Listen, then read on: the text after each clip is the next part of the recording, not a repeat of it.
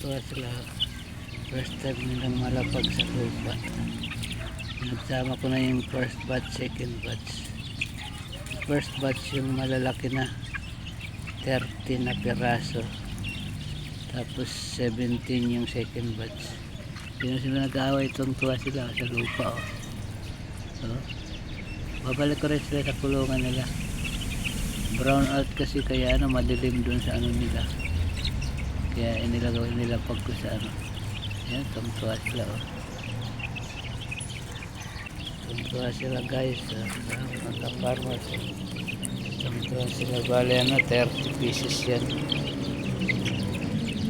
17 yung maliliit, second batch 13 yung malalaki. Yung first batch na napapisa ko, anak sila ng Rhode Island vintage line. Yan. Isang kulay nila. Ay meron nahalo dyan yung native, asa na yun, yung native dyan na nahalo. Babalik ko rin sila mamaya sa kulungan nila doon sa brooder. Ayan yung nag-iisa dyan na ibang kulay, yung native. Ito niya, yan ang aking mga sisiw.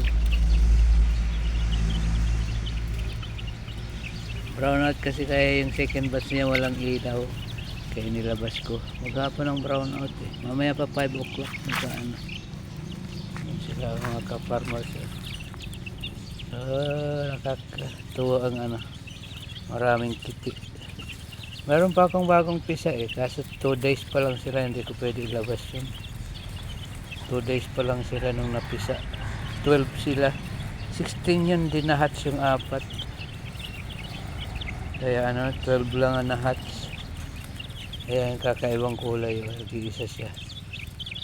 Ayan, malapit ko na siya ilalagay sa grower house. Ito ang gusto ko, makapag-incubate yung mga itlog nito.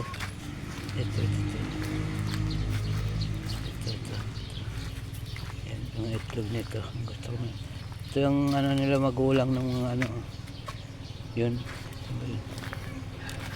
Ito yung magulang ng mga titik na yun. Ay, may naging itlog. May itlog pa nga. Ito yung lalaki. Malaking roaster yan. Ayun, may itlog yung isa.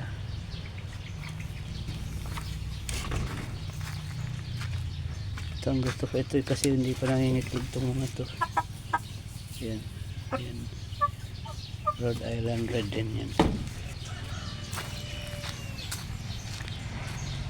Tuwa sila. Ang grower house, sinusunog ko yung yung ipa. Sinunog ko yung ipa kasi maraming langgam. Lilipat ko na sila dito. Sinunog ko maraming langgam Baka 2 days ilipat ko na sila dito.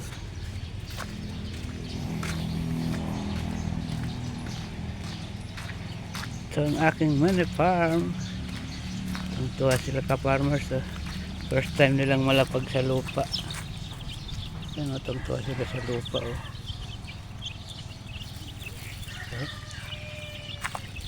Tuwa sila. Isang kulay nila. First batch, second batch yan ka-farmers. First time ko rin mag-incubate. Yung 30 na first batch ko hindi pa nababawasan, tsaka yung second batch 17. 20 yan hindi na-hatch yung tatlo.